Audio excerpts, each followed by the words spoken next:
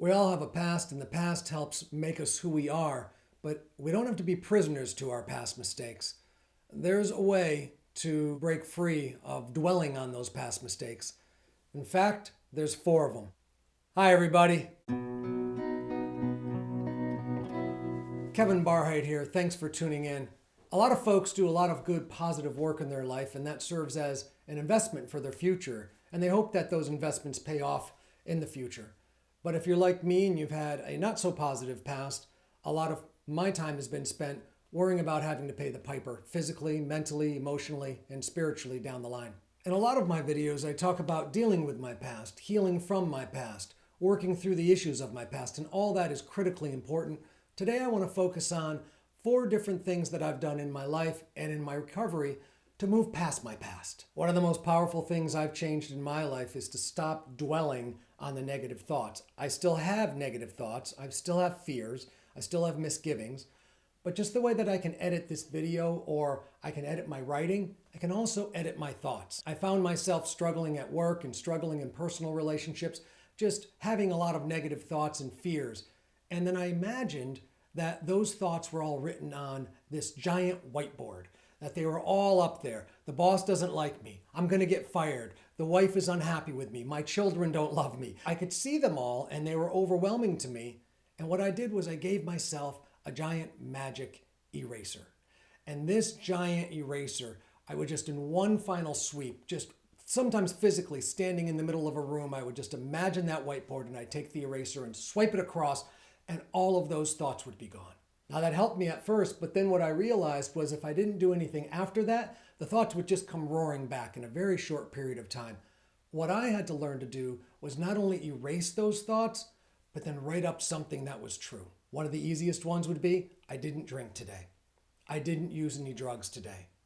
I actually showed up to work on time today. And as more and more of those positive thoughts, those truths filled up the whiteboard, there was less and less room for the untruths, for the negative thoughts to crowd my brain and to cloud my thinking. And just as important as it's been to really push out these untruths, these negative thoughts, and to populate my brain with these truths and these positive thoughts, it's also been really important for me to have an understanding that there is a time and a place to look at the past and to deal with the hurt and the pain and the suffering and the errors from my past. The best way that I found to do that is by having the 12 steps as a framework. And because I've had that framework of the 12 steps and I've worked it so hard into my life and I've really ingrained it into my everyday living, it's allowed me to really have this third tool that I really need and I really use so that I don't dwell on the past, and that's to stay in the present moment. And staying present for me is one of the hardest things in the world to do,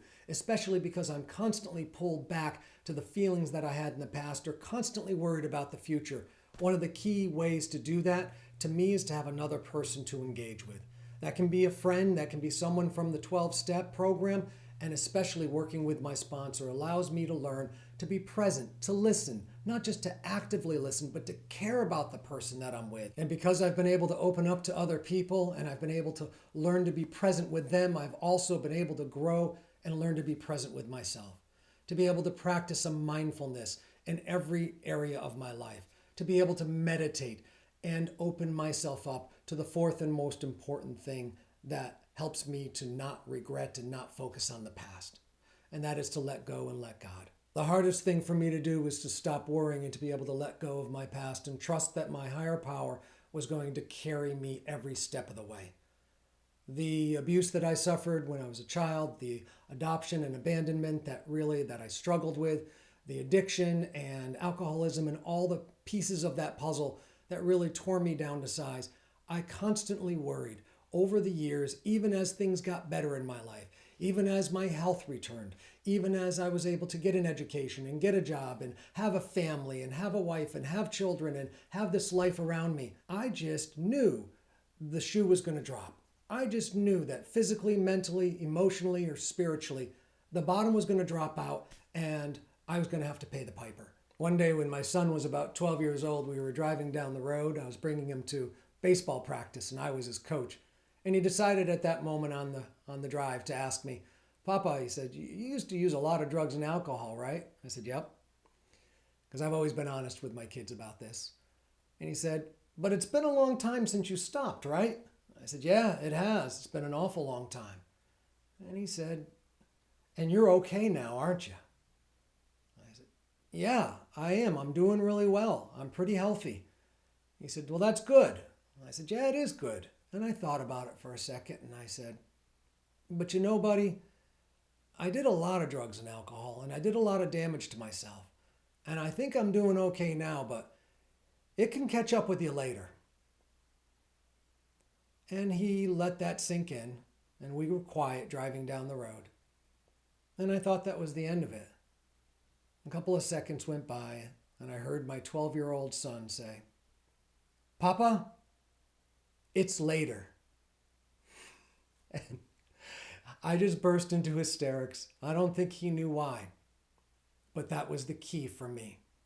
Stop worrying about the past. Stop worrying about the future. Be in the moment right now. Papa, it's later. Thanks so much for taking the time today to be with me.